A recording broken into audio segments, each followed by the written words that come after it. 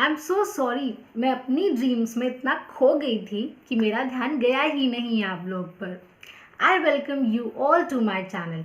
If you are new to this channel, then please don't forget to subscribe it. And if you are already an existing member of this channel, then thank you so much for your love and support. And please keep loving and supporting me like this. अच्छा friends, आप सबके दिमाग में कोई ना कोई dream तो ज़रूर होगी, I am sure. So can you please share your dream with me? I would really love to read this in the comment section. So do write your dream in the comment section and don't forget to write your name also. Otherwise मुझे पता कैसे चलेगा कि ये dream किसकी है. Okay अच्छा, now just imagine कि अगर आपने कोई ड्रीम देखा हो, आप उसे फुलफिल करने के लिए केपेबल भी हो, आप उसे अचीव करने के लिए हार्ड वर्क भी कर रहे हो, but because of some uncertain situations और some unexpected events you are not able to achieve your dream.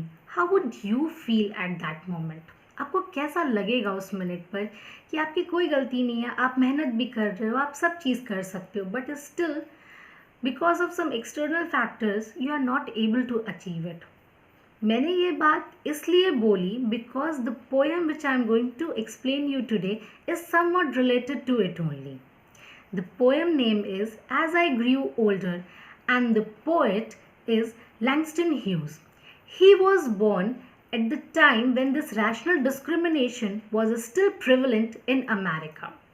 जो Afro Americans थे, they were not at all allowed to enjoy the same rights that the Americans were enjoying just because of their skin color. Skin colour की basis पे वहाँ पे discrimination होता था. जो Americans थे यानी जो गोरे थे, उनको सारी अच्छी अपॉर्चुनिटीज़ मिलती थी. They were allowed to get good opportunities, good jobs, good education etcetera. And जो एफ्रो अमेरिकन्स थे, क्योंकि वो काले थे, तो उन्हें हर अपॉर्चुनिटी, हर अच्छी अपॉर्चुनिटी से दूर रखा जाता था. They were not allowed to get any good job, they were not allowed to get good position in the society. तो उन्हें हर जगह पीछे रखा जाता था, उनके साथ बहुत ज़्यादतियाँ होती थी. तो जो पोएट है, he actually wanted to tell you about the negative effects of rational discrimination. And moreover, through this poem the poet wants to spread the words against racism. So without wasting your time, I would like to start the explanation of this poem. So let's begin with it. As I grew older. It was a long time ago. I have almost forgotten my dream. Here the poet is talking about the time when he actually realized that there is nothing with him through which he can achieve his dream. वो उस time की बात कर रहे हैं जब उन्हें लगा कि अब उनके पास कुछ भी नहीं है जिससे कि वो अपनी ड्रीम को अचीव कर सकें. वो अपनी सारी उम्मीद हार चुके थे और उन्होंने एकदम गिव अप कर दिया था. उन्हें लगा कि अब बिल्कुल भी होप नहीं है कि मैं ड्रीम को अचीव कर पाऊँ. तो ये उस मोमेंट के बारे में बात कर रहे हैं यहाँ पे. But it was there then in front of me, bright like a sun, my dream. अब यहाँ पे वो कह रहे हैं कि एक ऐसा टाइम भी था जब उन्हें उनकी ड्रीम एकदम ब्राइट नज़र आती थी, just like a sun. It was beautiful, it was good, it was very clear and it was in front of मी.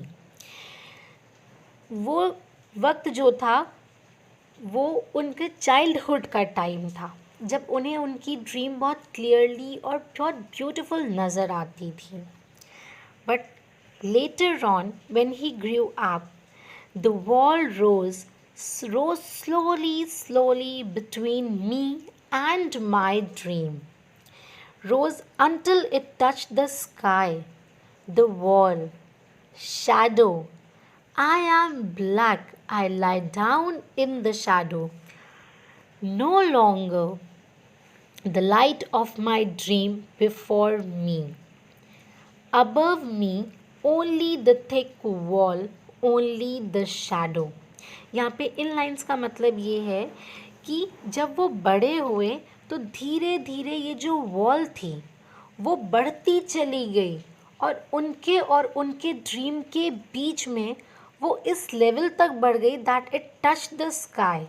यहाँ पर वॉल जो है वो प्रॉब्लम्स को बता रहे हैं कि जो स्ट्रगल उन्होंने किया बिकॉज ऑफ डिस्क्रिमिनेशन, जो राइट्स उनको नहीं मिलते थे और उनकी वजह से जो स्ट्रगल उनको करना पड़ता था वो उनके और उनकी ड्रीम्स के बीच में आ गया था।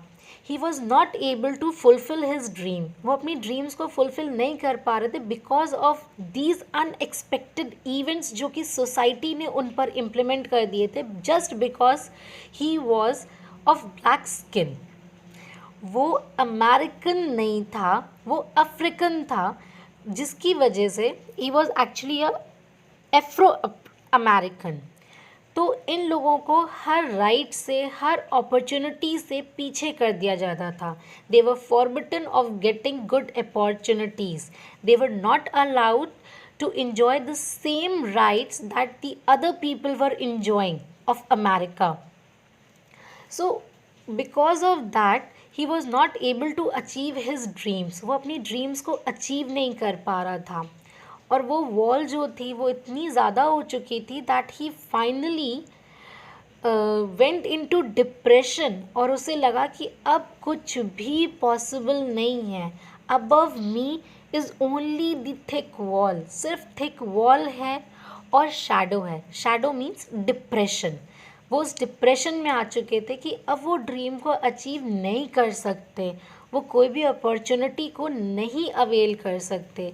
They were not even allowed to live in posh area, उनके साथ बहुत ज़्यादतियाँ हुई थी। तो उन्हीं चीज़ों को वो यहाँ पे बता रहे हैं कि वो प्रॉब्लम्स इतनी ज़्यादा बढ़ चुकी थी कि वो अपनी ड्रीम को कभी भी फुलफ़िल नहीं कर पाएंगे, उन्हें ऐसा लगने लगा था। My hands, my dark hands, break through the wall, find my dream, help me to shatter this darkness, to smash this night, to break this shadow into 1,000 lights of sun, into 1,000 brilliant dreams of sun. Last paragraph में he is saying that कि ये जो मेरे हाथ है ना, the hands with this black color, ये ही इस डार्कनेस को तोड़ेंगे। मैं इन्हीं हैंड्स के थ्रू इस वॉल को ब्रेक करूँगा और अपनी ड्रीम्स को ढूंढूंगा।